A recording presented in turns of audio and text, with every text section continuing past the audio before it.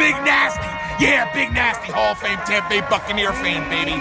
This is Mike Allstott, Tampa Bay Buccaneers, and you're listening to the Cannon Fire Podcast. Cannon Fire Podcast, brother. You ain't listening, and you're missing out. Woo!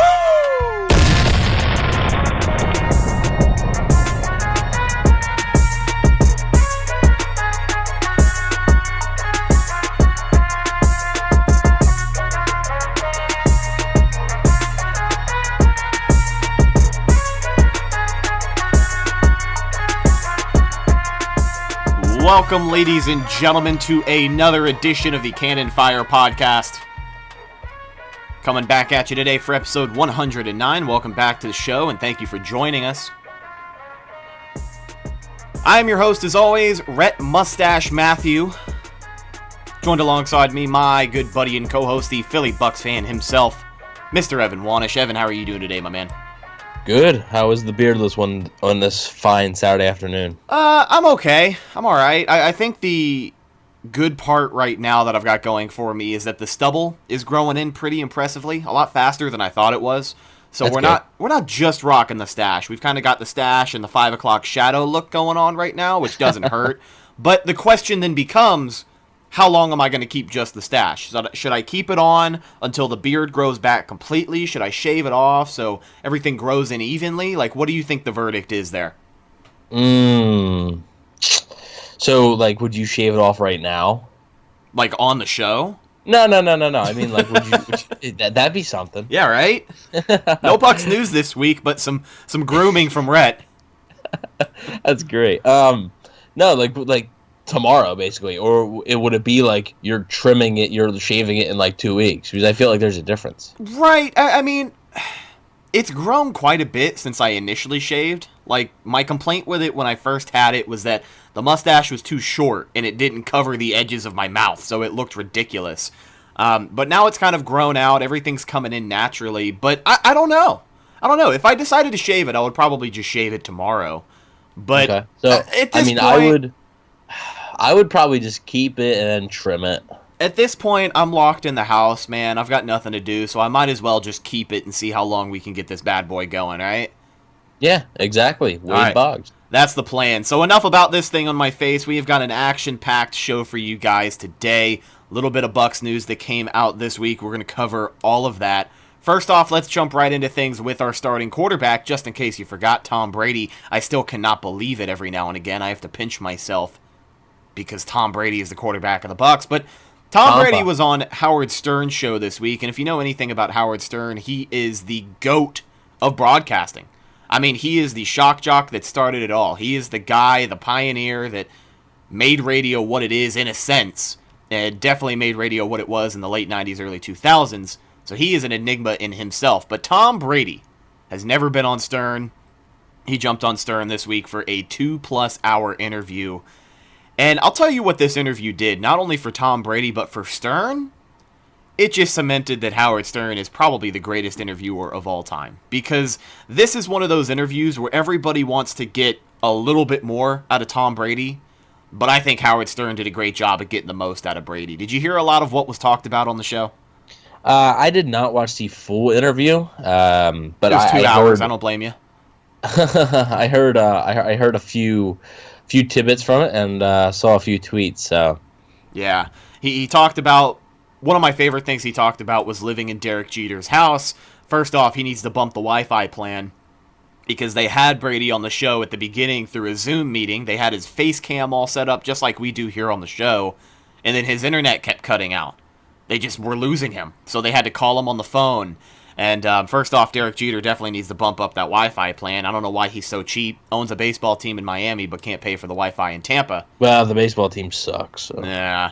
But another thing that was brought up was people kind of knowing where he is in a sense, and people just riding their boats right up to his back porch. Because if anyone knows anything about the Davis Island area, it's an island, yeah, and Derek Jeter's house is literally right there facing out on the water. So the boats coming through, whether they're by Tampa General Hospital or they're going from, Bayshore, Channelside, wherever they come from, they can just hook right up to Brady's back porch and say, what's up? I don't know if he has the super high fences and gates that keeps people out they were talking about, one of the concerns that he has is people invading his privacy in a sense. But I don't know. Tom seems to like Tampa enough to apply for 2 trademarks.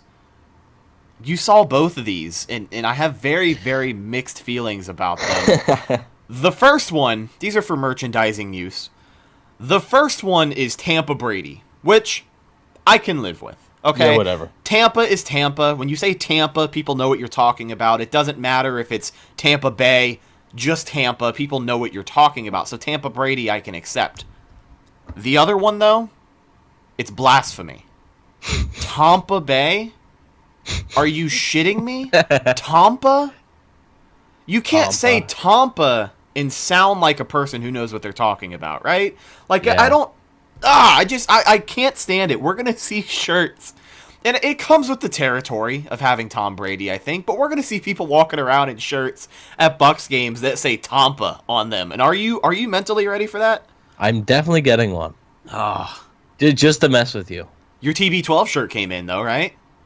I think so, yeah. Well, actually, and there's a development on my Tom Brady jersey. Okay. So, I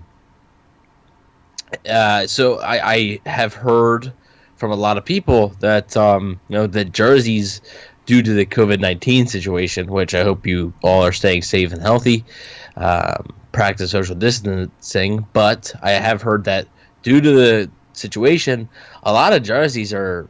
I mean, they're saying August, September. Yeah. And even, like, when I first ordered my jersey, remember I told you, I was like, man, it said it's going to be here July. So I got an email yesterday that said my jersey had shipped. But it said expected to arrive by, like, July 28th. So it's shipped. It's just flying around the country for a month. I told somebody, I was like, yeah, well, it says July. They're like, yeah, well, they're probably just walking it to you. I was like, all right. Yeah, that makes sense. Some guy's going to show up at your door who looks like Tom Hanks at the end of Forrest Gump. Yeah, exactly. But then, I ended up, getting the tracking number, and I looked, and apparently it is coming in a week from today. So my theory is that if you were pre-ordered a jersey before you knew what they looked like, I pre-ordered the jersey before I knew what they looked like. I had a pretty good idea what they were going to look like anyway. Yeah. So I cheated. But if you pre-ordered it before you knew what they looked like, I think you got the jersey like now. Like you were put on the list before everybody else who waited around. It's almost like reserving a spot. So like I know a lot of people that when like, and it's understandable why you'd want to wait to see what it looks like before you purchase one. But I took the risk, and I think in this case the risk really paid off. So got my red Tom Brady jersey coming. Maybe I'll wear it for the show. That's going to be the last one before the draft. So since it's coming in next Saturday, maybe I'll wear it for that week's show. Oh, maybe you should wear it for the draft if we figure out something we're going to do for that. Yeah, maybe. Maybe you should wear it for every single episode. I don't know. That's just what I would do if I had a red Buccaneers Tom Brady jersey. Wear it every day. Yeah, just wear it every day. Exactly. Sleep in the damn thing. Now, going back to what I brought up, Brady was on Howard Stern this week, and the reason I brought this up is one of the biggest points I wanted to take out of this interview is something that people have been wondering about for a very long time. And I'm sure it's a question that is going to follow Tom for the rest of his career, possibly for the rest of his life, even after retirement. But the consensus on him leaving New England, because it seems like that's the million-dollar question. What drove him out of New England? You've heard some people say that it was Belichick in particular. You've heard people say that it was Robert Kraft, which I don't think was the case whatsoever. You heard people say that Brady just wanted to prove himself somewhere else. And after the Howard Stern interview and everything else that people have been talking about, it seems like it was just time for him to leave New England. He said in the interview that at the beginning of last season, he knew it was his last year there. So I think for Tom, it was more of a change of scenery more than anything. And there's a report that came out of NFL Network this week that kind of backs this up. NFL Network reports that it was strictly Tom Brady's choice to leave the Pats, and that New England even offered to match Tampa Bay's 2-year offer, and Brady chose the Bucs instead. I don't know how much legs that report has. You know, we kind of talked about it before the show. Haven't seen it a whole lot everywhere else. but I did find it from a pretty verified Twitter source this week, and I'm kind of rolling with it. But I think that's the consensus. Would you agree? Yeah, probably. I mean, it sure does seem like the more and more it's coming out, like it seemed like New England definitely wanted him back. That's not like a thing that's up for debate. But were they willing to bend over backwards and give him everything he wanted in a contract? Well, I think it was more than that. I think, remember pre-free agency when we were talking about the possibility of Tom Brady joining the Buccaneers, and I said, this isn't going to come down to Tom.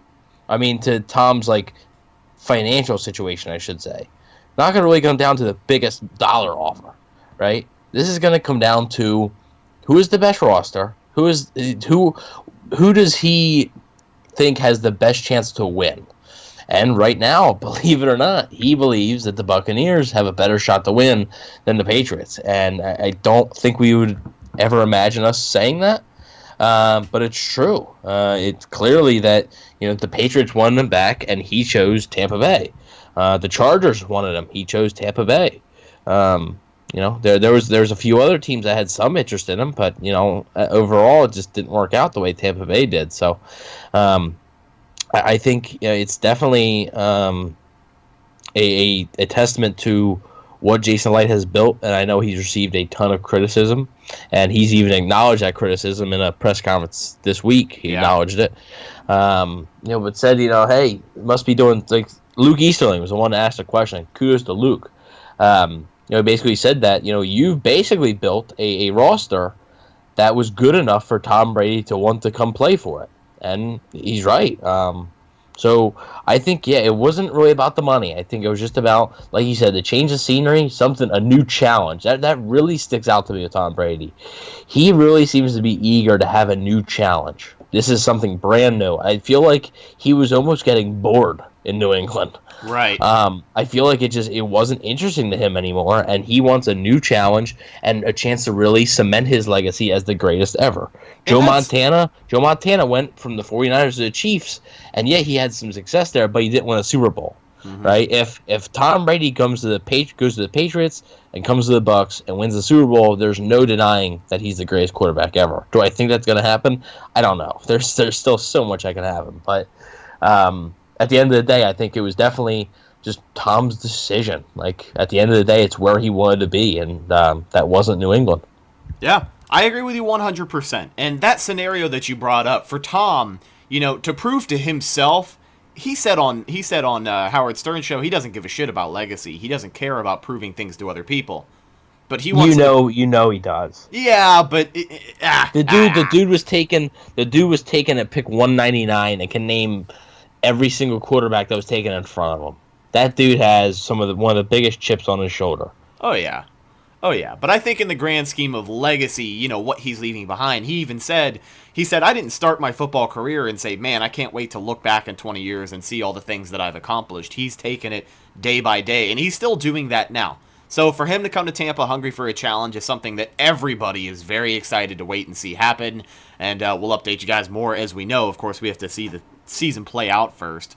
But moving from one polarizing quarterback to another. Can I say one more thing about the Tom Brady thing? Yeah, go ahead.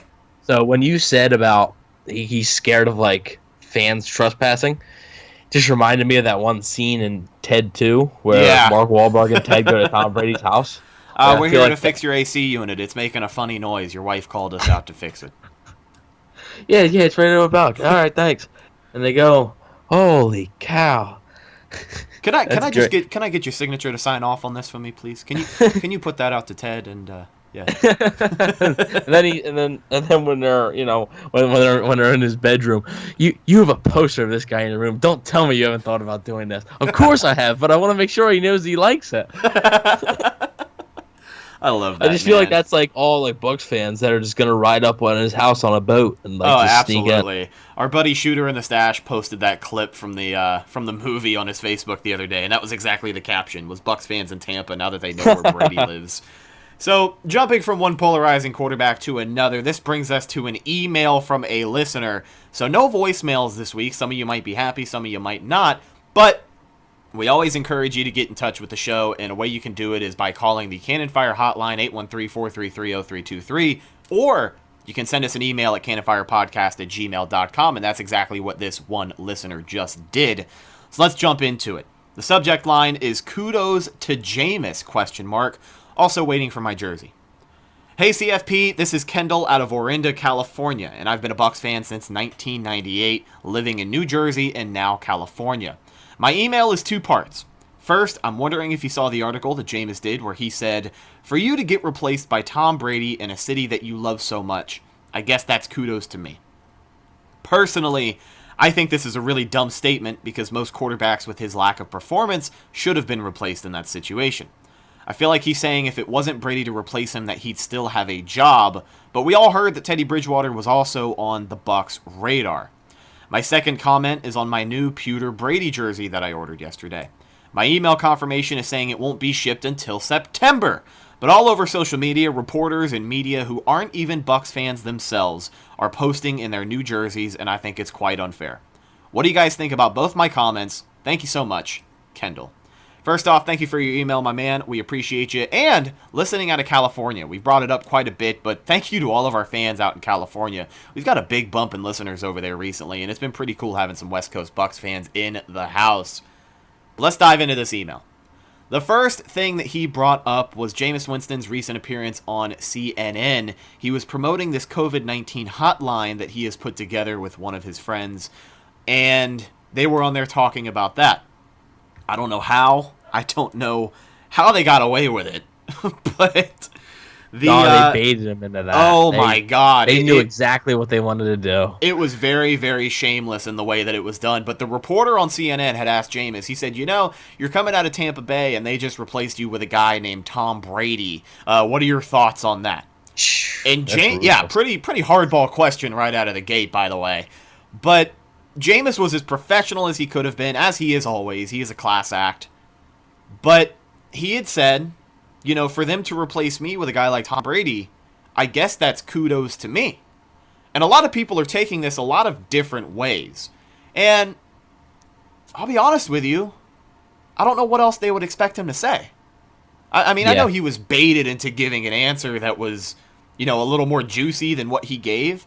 But for him to come away and only say, I guess that's kudos to me, in a sense it has to be. Because we talked about way at the beginning, too. You remember before all of this free agency even started, there was a tweet by our buddy Mark Cook at Pewter Report that we talked about on the show, and we pretty much empathized with since day one. And the tweet was, it's either going to be Winston or Brady. And what happened, Teddy Bridgewater was kind of thrown into the mix, but he signed with Carolina, so it took him out of the equation. But those were the 3 big names that you heard. Tom Brady, Teddy Bridgewater, and Jameis Winston. Tom Brady, and then Jameis Winston, Teddy Bridgewater in no particular order. Because I've heard contrasting reports of, it was Bridgewater on top of Jameis. Bridgewater was on top. Do we know that for 100% fact? Bruce Arians went on to Rich Eisen, so and said it. Fair enough. I think that's a pretty good source. Yeah, you're not wrong. But people are taking what Jameis has said just a lot of different ways. What do you make of his comments on CNN? Well, like you said, what do you expect him to say? Do you expect him to go out there and say, "Oh, good luck with that"? Screw those guys. It's not going to happen. No NFL player is going to really say that. Especially in that situation, you're on CNN promoting a hotline for a pandemic, and a great thing that he's doing, by the way, that's totally fantastic. Overshadowed, everything else. Yeah. The quote that he said about football, people were taken away from it, but it's fantastic thing he's doing. He's not going to go out there and be ruthless all of a sudden to the reporter or get angry. That's just not the way he is. Yeah. So his response was fine, I guess. Kudos to him. Tom Brady is considered the greatest quarterback of all time. So Jameis Winston was the last Buccaneers quarterback. Jameis Winston is technically being replaced by Tom Brady. That's humbling for anybody. That's very nice. Yeah. Right. If you're gonna tell me, if you're gonna replace me on this show and you're gonna replace me with Chris Fisher, I'm gonna be all right with it. I don't think that's happening anytime soon, but I would be all right with it. But let's say the Bucks let Winston walk in free agency, and in comes a guy like Nick Foles. Oh, boy. Yeah, right? And I think that's the reason I had a problem with Phillip Rivers and not a problem with Tom Brady. Right. Phillip Rivers, I don't think Phillip Rivers is better than Winston right now. I think Tom Brady is better than Jameis Winston. So there's a difference. Teddy Bridgewater, it's up for debate on whether he's better than Winston or not. They are two completely different players. Yeah. Like, Brady pushes the ball downfield more than Bridgewater does. Not as much as Winston, but more than Bridgewater. So, Winston and Bridgewater, you were talking about two just completely different guys. And, yeah, Bruce Arians did say that, Bridgewater was the second choice, but, he did sign with Carolina on that Tuesday, and who knows where things were at with Tom Brady. I think the Bucs felt confident enough to be able to let Bridgewater go to Carolina. I do believe that, maybe once Bridgewater got the offer from Carolina, his agent contacted the Bucs and said, look, like, we know you're interested here, right? Now, do you think, and I mean, this is a very minute detail, so in the grand scheme of things, it does not matter, but do you think Teddy Bridgewater signing with Carolina happened before or after the phone call that they had with Tom Brady? Because we've heard about the phone call that they had. The important phone call, yeah. Right, and it was basically Brady telling them, hey, this is why I'd love to come play for Tampa. Everything works great. So, with that being said, if that phone call happens beforehand and then they get a call from Teddy's agent that is like, hey, they're fine with it. They're totally good with it because they know they got Brady in the bag. Do you think that happened before or after the signing? I want to say... man. Because it really didn't seem like...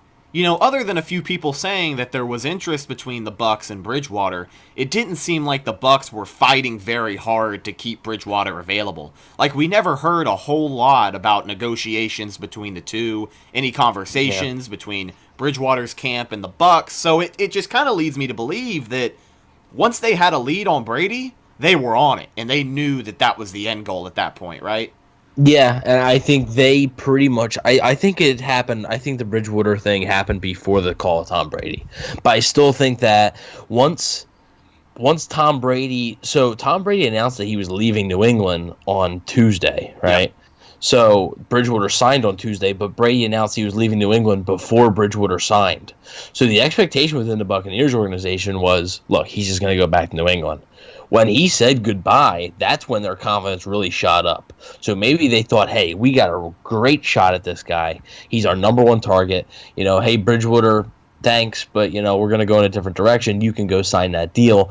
And they were fine with Winston as a fallback option. Right. If Brady, if something happened. So Bruce Arians actually was just discussing recently with Jay Glazer. They had that phone call, and Bruce Arians was still nervous. He was basically saying, just don't. He was saying to himself, don't screw it up. And they were confident, but they were anxiously confident. So I think it doesn't really matter at this point. But back to Winston's quote. I mean, what do you expect him to say? He's not that type of guy. So yeah. Now it's fine. Let's kind of take this and segue. We're still going to get to the second part of this email, don't you worry. But let's take this, segue out to something else that happened in the Winston camp this week. And it has to do with David Carr on Twitter. My God almighty. Can this guy is in Jameis Winston, can he ever just post a video of himself working out, busting his ass to get hired by another team without somebody shitting on him for it? Like, well, it's kind of a weird workout. It is a weird workout, but at the end of the day, it seemed very uncalled for, especially from a guy like David Carr. So, if you guys are unfamiliar with what happened, there was a workout posted of Jameis Winston. He had the ball in his hands. He's practicing pocket presence, awareness, whatever the hell this workout helps him with. And he has this big, 50-pound bag being swung at his head, right? And he's got to duck out of the way, and then he has to anticipate the bag coming from behind him so he can move out of the way again. So it's kind of a dangerous drill. I'm not sure what it helps with other than pocket awareness. I'm sure there's somebody out there who can answer that for me. Dodging knives being thrown at your head, I don't know. But David Carr posted this video on Twitter, and he's like, stop paying your friends to work out with you. You are an NFL football player. You have more resources to your ability. This isn't working. This isn't helping you in any way. and Jameis responded to it. Jameis never responds to that stuff. I think the only other thing that I've seen him ever respond to was a comment on his Instagram. Someone said, "Are you going to throw 30 interceptions again next year?" And he said, "Definitely not, bro. Ha ha ha." But he responded, and he told David Carr, he said, "I appreciate you. I've got nothing but love for you. But you can either offer advice to help or you can mind your own business. I've been with my trainer since I was 14. We've built this thing up from the bottom, and we're going to keep doing a good job." And then he included a clip of basically just in this scenario what this drill would be helpful for. It was a game against New Orleans where he had to break out of the pocket and scramble to the left. And I don't know if it was maybe Cam Jordan, but somebody basically just was about to hit him from the back of the head and try and get the sack. He dodges out of the way, runs out of the pocket, textbook Jameis Winston, right? At the end of the tweet, he says, "Treat others the way you want to be treated." So again, a class act response from Jameis, but you gotta believe he's getting fed up with this stuff, right?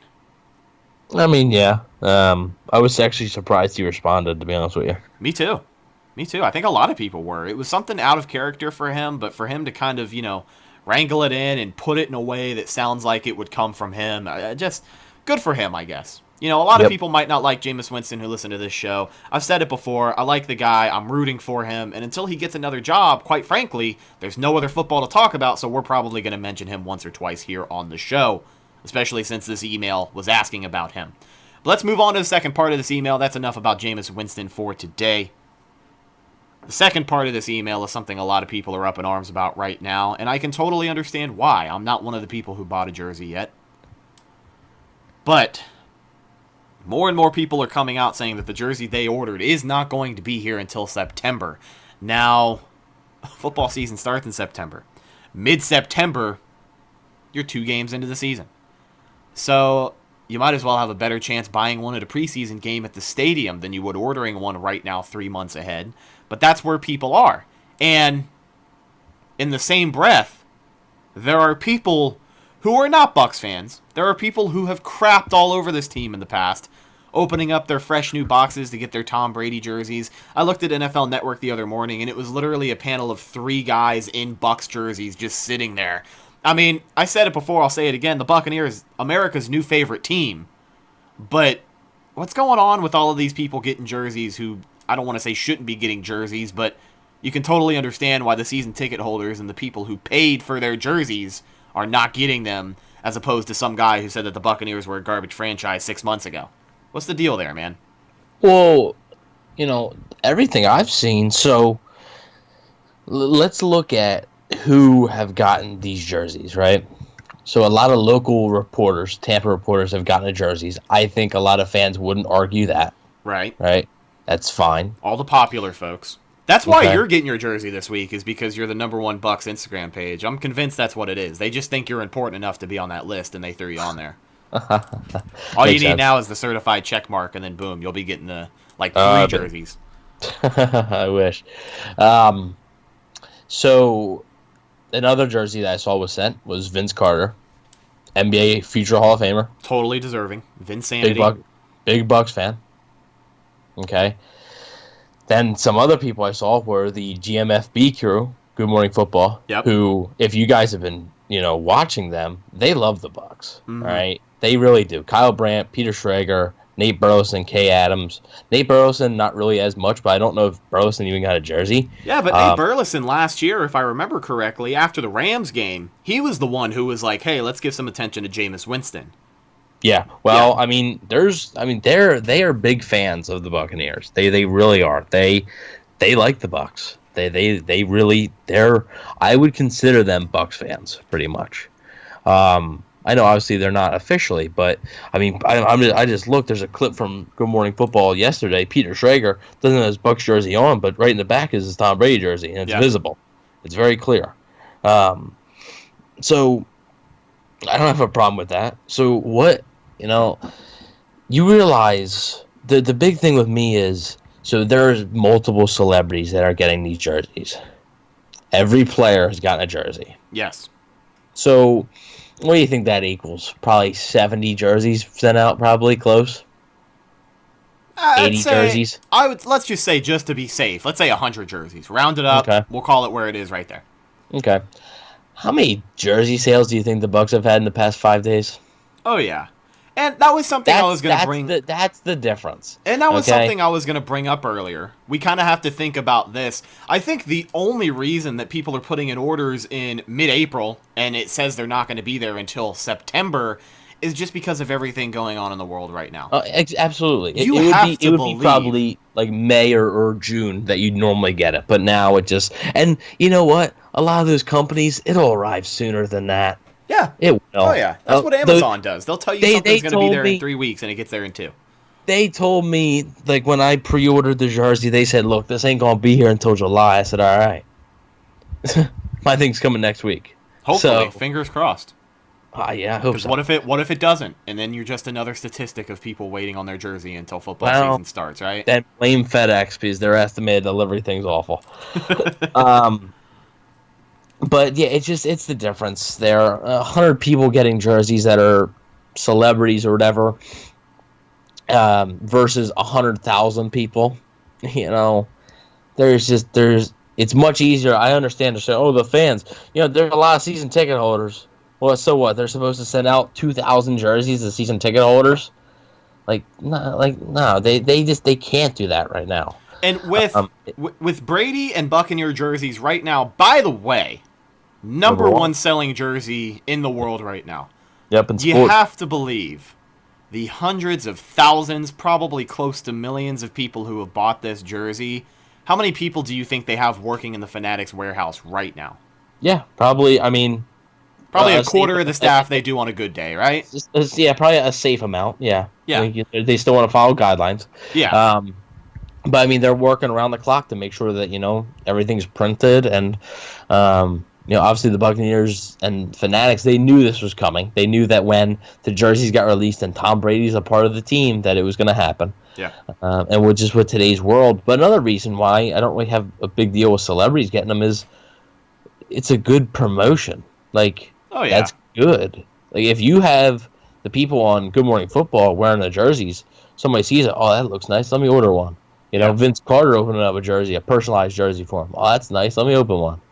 You know, it's fine. It's easy promotion. It's no big deal. Like, it's really not. I understand the frustration because a lot of fans are like, September. Like, yeah, I understand, but the bright side is I think it's going to be here before September. And just, I mean, a lot of the people I've been seeing, I don't know who else that has had a Bucks jersey that's like openly bashed the Bucks. But a lot of people I have seen, like, I would consider like, okay, it's fine. It's cool. Now, one more thing about the, you know, people of priority getting their jerseys, and then we can go ahead and move on. We got some other stuff to talk about. But the big reason that we've seen coming from NFL shop officials, and a lot of the big reasons people are getting that this is happening, is because these were jerseys that were already planned to be sent out on a selected date. So 2 months ahead of time, or a month ahead of time, when Nike is making these uniforms that nobody has seen yet, I'm sure they're compiling a list to say, all right, we're going to make sure every Bucks player gets one. We're going to make sure this guy gets one. This guy gets one. And as soon as the jerseys are revealed, that's probably when they're sent out. At least to me, that seems like the most believable possibility. So it's all up in the air right now. But folks, don't lose your minds over it. Let's just make sure we get past this epidemic we are currently in.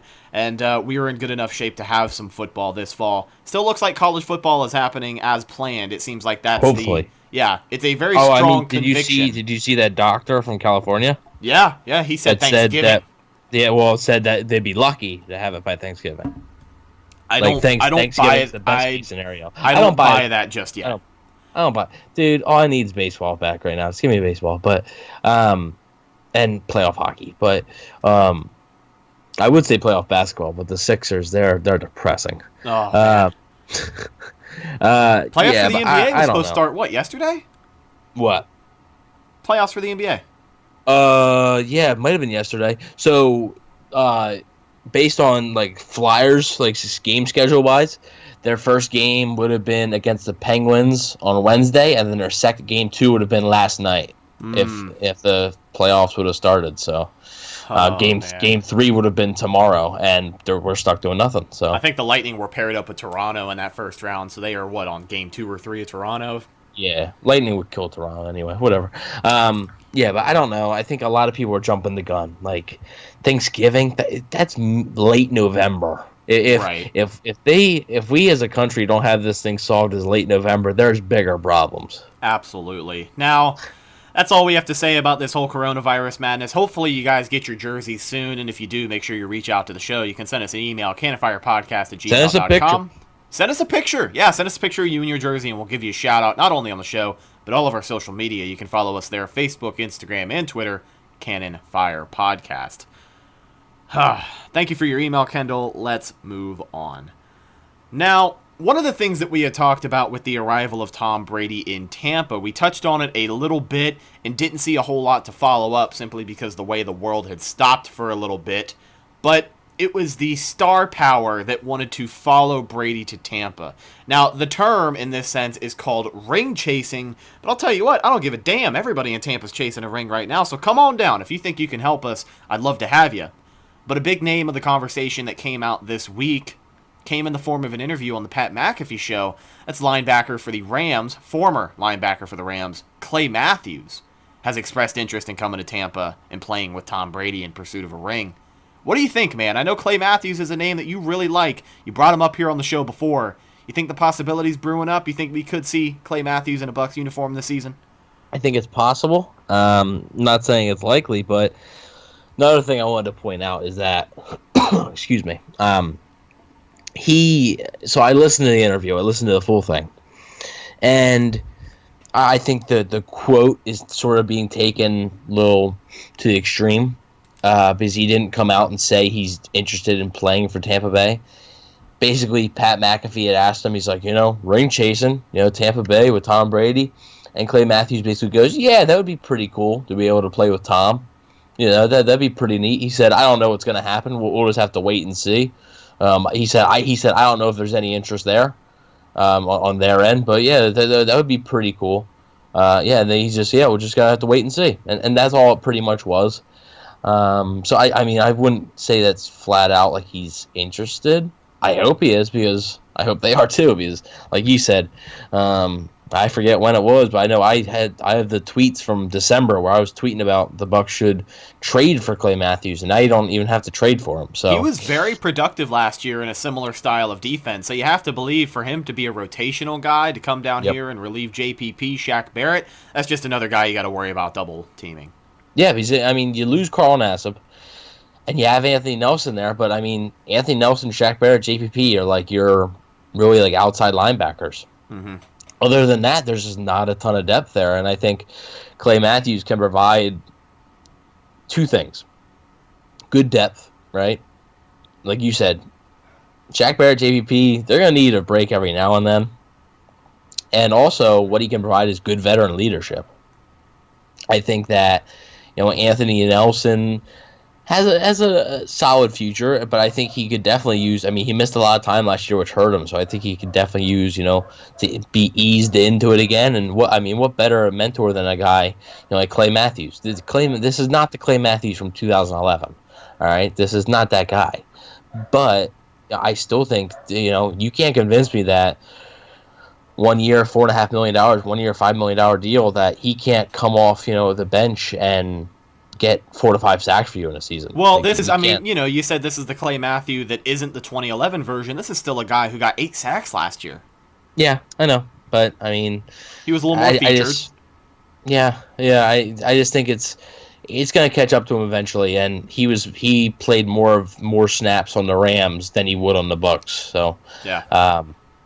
That's why I think, 4 to 5 sacks is fair. That's Carl Nassib, I believe, had 6 or 6.5 sacks last year. Mm-hmm. Can't count on Shaq Barrett getting 19.5 again or whatever. Can't count on that.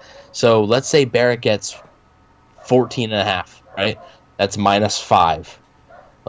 Let's subtract Nassib's 6. That's 11 sacks they got to replace. That's 11 sacks that you're not going to have. That's big, right? Is Anthony Nelson going to get 6 sacks? I don't think so. Is JPP going to get more than, he might get close to 10. I think he had 8 last year. He might get 10 or 11 playing a full season. He had 8 last year coming off of a broken freaking neck and half of a season. I understand that. I'm just saying that, it's I think 10, 11 is probably the max for him. I think, they need to add somebody. I really, this is starting to be a concern of mine as the offseason's shaping out, because you cannot expect Shaq Barrett to have 19 and a half sacks again. You just can't do it. Right. Teams are going to have a lot more preparation on this guy. People know coming into it now, especially this season, that Shaq Barrett is one of the best pass rushers in the NFL. Every single team from week 1 through 17 is going to game plan for it, and they weren't able to do that last year. They have a full season of film. Yep. And they'll even probably look back at some of his Denver stuff, too, if they don't like what they see enough with Tampa Bay.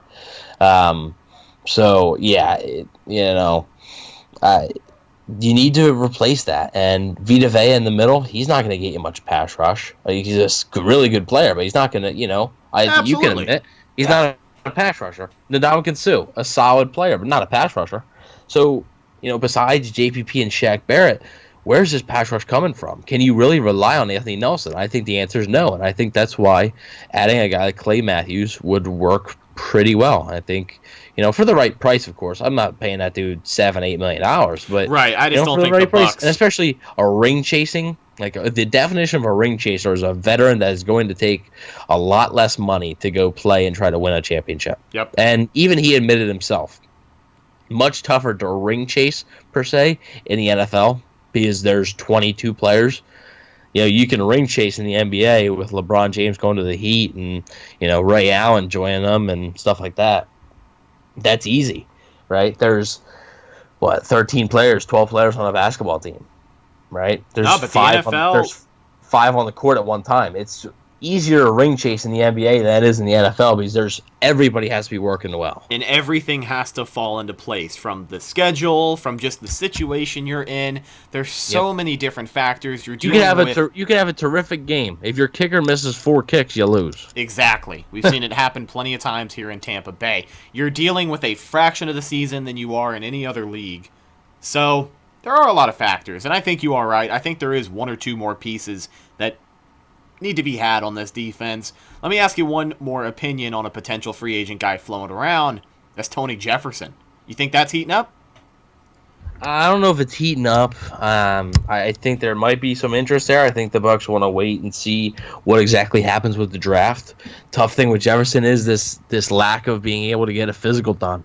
Coming off of that torn ACL, I believe, or torn Achilles, and you need a physical, man. So that's really going to hurt him, and we'll see. I think he'd be a great addition. I think you add Clay Matthews and Tony Jefferson to this defense, and then draft offense heavy. I think this team will be ready to roll. But we'll see what happens. Absolutely, just gotta wait and see what happens. As you said, you brought up the draft, so let's jump into some draft topics we have before we wrap up the show and get out of here.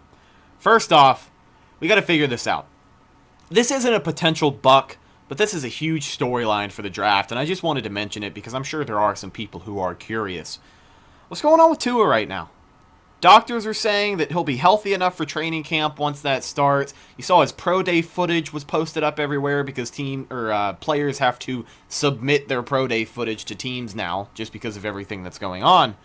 So people are saying he's healthy enough to play for training camp, but there's also rumors floating around that he has failed at least one physical due to injury.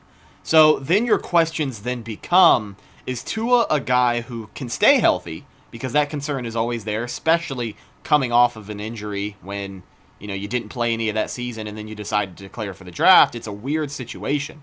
Slippery slope with the injury. But do you think he can fall? And if he falls in the draft, how far do you think he goes? Look, there's so much stuff going on right now, and the lack of being able to be in the buildings, the teams, it's making rumors go wild. And the rumor that Michael Lombardi put out is he had failed 1 or 2 physicals, and that is huge if true. However, I said rumors go wild because there's something here, and according to an NFC scout, teams were blown away by Tua's pro day, and there will be multiple teams making phone calls to the Redskins, Lions, and Giants looking to move up for the former Alabama quarterback. Bet you the Dolphins are number 1 on that list. The scout said there is no shot he falls to Miami at 5. The Chargers and Dolphins have been most linked to Tua, but expect the Raiders, Jaguars, and a few others to do their due diligence. So which one do you believe? Because there's one that says, he failed that team's physical and that he's going to drop so far, and then there's another one that says, this guy's going top 3. Which one is it, right? Obviously, we're going to find out here shortly, but it is a concern. Injuries are a concern, but this guy's talented. I would take him. I would. I think I'm going to bet on the upside more, no risk it, no biscuit, right? I would bet on his upside more than, hopefully, those injuries, especially the last one, that's just a bad place to be. I mean, it's a horrible injury, but, so we'll see what happens. But, I mean, you got one report saying that, he's going to drop past 15. You got another report saying he's not even going to get out of the top 5. So we'll see what happens. I still think it's either the Dolphins or Chargers for him. I don't think anybody moves up for him, and I think he either, like I said, 5 to Miami or number 6 to LA. I think Miami is definitely taking either Herbert or Tua, and I think the Chargers take whoever the Dolphins don't. So as of right now, it seems like we can just chalk it all up to rumor talk, as we did with everything free agency this time a month ago, right? Rumors are running wild. It's less than 2 weeks before the draft, man. This is going to be this is the time when teams are trying to set out their final smoke screens.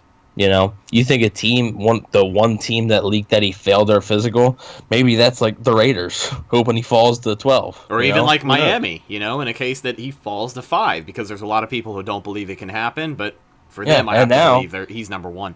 And now the NFC scout said there's no shot he falls to Miami at 9. Well, falls to Miami at 9, at 5. Well, all 3 teams that apparently multiple teams are going to be making phone calls to are all from the NFC. Maybe one of those teams leaked it to try and get trade interest. Right. Who knows, man? It definitely is a crazy time. So right now, just hurry up and wait is the consensus. We'll have to wait and see how it plays out. As we know, the draft in a little bit over 2 weeks. That'll be a lot of fun. It'll definitely be an interesting situation. Yeah, it'll be intriguing. Yeah, interesting was the word I was going to use. That'll be something else. Yeah. So it'll basically be like how we do the show. Yeah, right? Always a big gamble. So let's get into some draft news that the Buccaneers fans actually care about, because it would be nice to get Tua, but with all of these rumors flying around, there is no guarantee whatsoever that he's going to be there at 14, and I seriously doubt that he is. Let me ask you, would you pick Tua? If, let's say all this scenario, all 4 offensive tackles are off the board, Derek Brown, Javon Kinlaw are gone. Tua's there. What are the other defensive linemen I have a choice from? I'm assuming like a guy like Kayvon Chaison's gone as well. Kayvon Chaisson, Josh Jones are the only other options. Kayvon Chaisson, Josh Jones. I'm not picking Josh Jones in the first round. In the first round? Oh, boy. What? We are going to have a chat. Oh, man. All right. So if I have a choice between Kayvon Chaisson, Josh Jones... And Tua. I'm picking Tua. Yeah, that's your no risk it, no biscuit mentality. I'm looking at a team that needs one more piece on the defensive line. Maybe it's an edge rusher and Kayvon Chaisson. I would take him in that situation. Draft Tua, sign Matthews and Jefferson. You're done. I think Tua is definitely an interesting possibility if he's there. It would be hard for me not to take him, especially because it is Tua, but it's just, as you said before, you're leaning on that upside. You're hoping that he can be the guy he seems like he can be. And with an injury like that, man, a first-round pick is a big investment. And yeah, I know. I just, to take a guy in the first round, even if it is Tua, to have him sit on the bench for a year or two, it just doesn't feel like it would be worth it. Or at least it doesn't feel like it would get this team any closer to a Super Bowl faster. You kind of know what I'm saying? Well, I mean, you're right. You're not wrong. Let me ask you one more quarterback question here, Bucs related, before we get on to what they could potentially do with the 14th overall pick. Let's say, let's say you get a tackle, right? Let's say you get Chaisson or whatever in the first round, or a tackle in the first round. Yeah. What happens if Jordan Love's there at 45? What do you do? You take Jordan Love. Okay.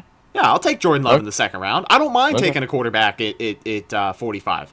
If there's a quarterback or a running back in the second round that they really feel like they want, like if Clyde Edwards-Helaire is there in the second round, I would not mind at all if they picked him up. I don't want Jonathan Taylor in the first round, but I want Jonathan Taylor in the second round. Exactly. That's the same situation. I don't want a running back in the first round. Hell, for a long time, I didn't want a running back in the second round. I wanted them to wait to the third, but a lot of the guys that we had our eyes on just don't seem like they're going to be there in the third. Yep. You know, the more mock drafts come out, the more the guys' grades go up. People have time to sit down and watch the film, break down everything these guys bring to the table. Draft stocks go up, and unfortunately that leaves you with a less to pick from in the third round when it comes to the running back position per se. But, no, I'd take a running back or a quarterback in the second round if it's the right guy. Okay. All right. Sounds good. All right. Let's get into this last bit of draft rumor talk that the Bucs fans actually care about, and that has to do with the pick at 14. So, a lot of people believe that the Buccaneers are chasing an offensive tackle. I am one of them. I think that's number one on their list, is to get an offensive tackle, preferably a guy who can play on the right side of the line. I think that's what they're going to be looking for. You've got your big four of offensive tackles. You've got Jedrick Wills, Tristan Wirfs, Andrew Thomas, and Mekhi Becton. Let's say 14 rolls around and none of those guys are there. Is there a growing possibility that the Buccaneers might be looking at, let's say, a defensive tackle or just something along that defensive line over an offensive tackle at 14? Like, let's say your options are Becton or, Derek Brown. You have to believe they're going to go Brown, right? That's where it gets tough. Yeah, because I do know that offensive tackle is their priority, but man. That's tough. Because a guy like Becton, I feel like, is like the one that like they would consider drafting a defensive tackle over. Right. I think anybody else on that list, because the way that things are falling in order now is it seems like Becton's going to be the last OT available. At least that's just my opinion. That's how I have them ranked. Okay. I'd probably pick Brown. Probably. That's tough. Yeah. That's a double-edged sword right there. Because now you're pigeonholing yourself to having to take a tackle in the second round, pretty much. Yeah. Now, but whatever. Derek Brown's a really good talent. The fit isn't great, but he's a good talent. Now, let's say and let's just throw this out there for the people who aren't as educated. It's okay because I don't like draft stuff like that, so I don't even know all of this stuff. Let's say pick 14 rolls around. You've got all of your offensive tackles are not available. Guys like Brown are gone. What are some other defensive linemen that you think could fit pretty well who could be available? Well, I mean, I'm assuming you're saying Javon Kinlaw's gone as well. Because right. Let's say Javon Kinlaw goes top 10. Well, obviously, Kayvon Chason, right? That's the obvious one, but he's more of an edge guy. Mm-hmm. The issue is that this interior defensive line class is not that deep. So you literally, it is a huge drop off. To me, there's no other interior defensive lineman worthy of being a first round pick after Kinlaw and Brown. There's just not. So if you're talking about interior, probably nobody.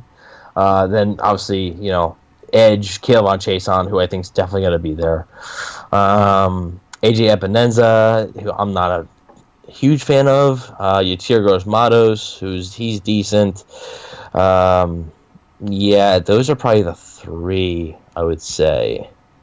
But, in that case, they'd probably still pick.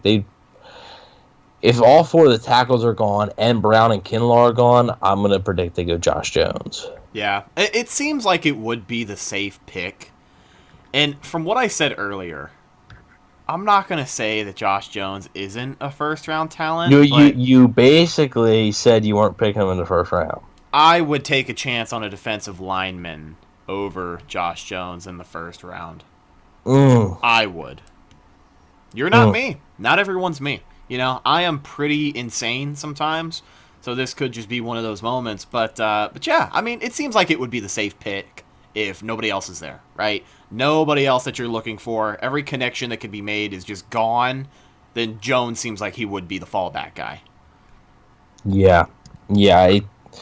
I just think that, yeah, if everybody's gone, I still like the way the board's shaping out. I think it's unlikely that all 6 of those guys are going to be gone. I think so too. The 4 offensive tackles and Brown or Kinlaw. I think the Bucs end up with one of those guys. So it's either Jedrick Wills, Tristan Wirfs, Andrew Thomas, Mekhi Becton, Javon Kinlaw, or Derek Brown. So I think they're ended up with one of those guys. But if they're all gone, I think it's more of a chance they picked Josh Jones over Caleb Chason. All right. I mean, I don't have a source on that. It's just my opinion of how I think they view like their edge rushing group right now on the team already. I think they would like to add some depth. I don't really think they feel the need to add a first round pick into it. Right. No, I get that.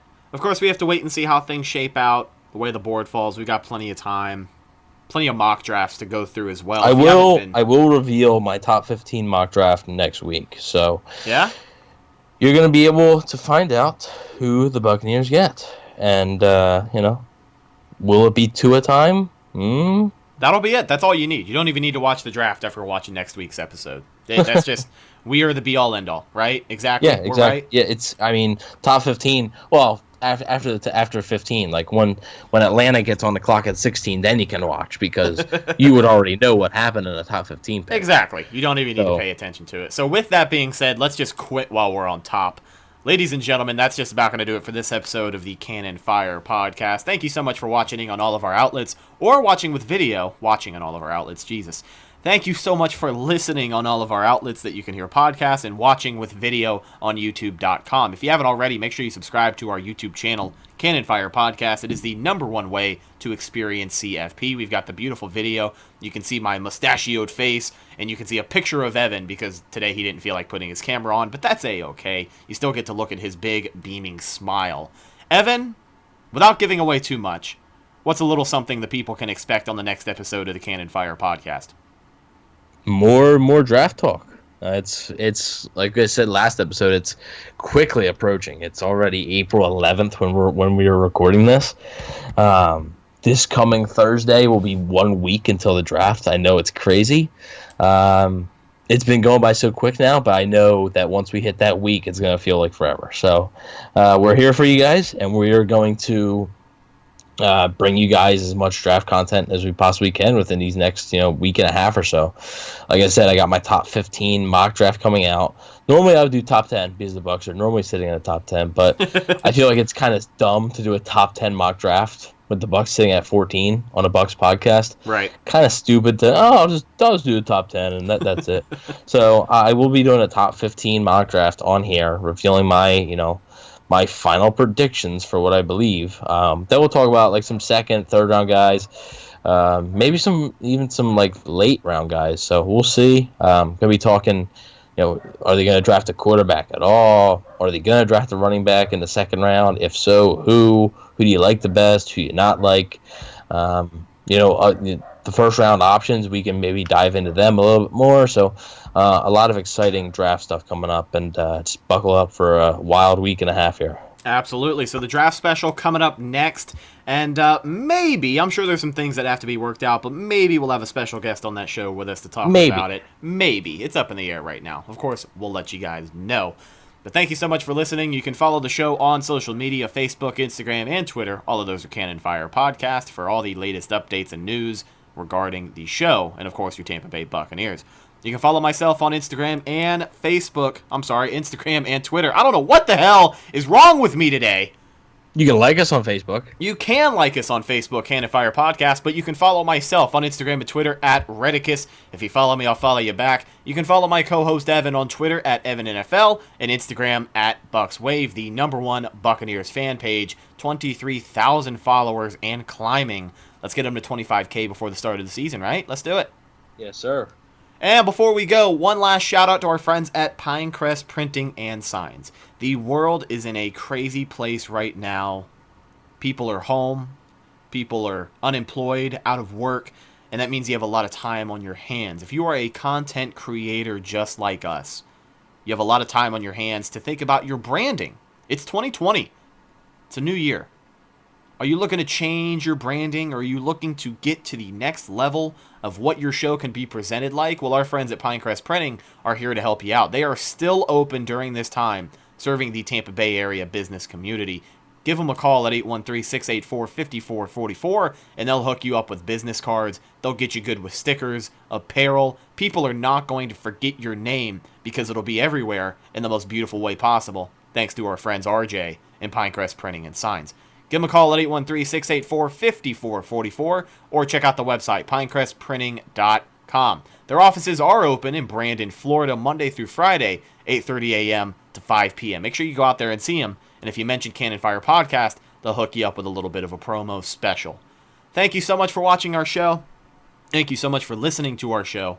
I am your host, Rhett Matthew, signing off for my co-host, Evan Wanish, and we will talk to you guys next time. Go Bucks!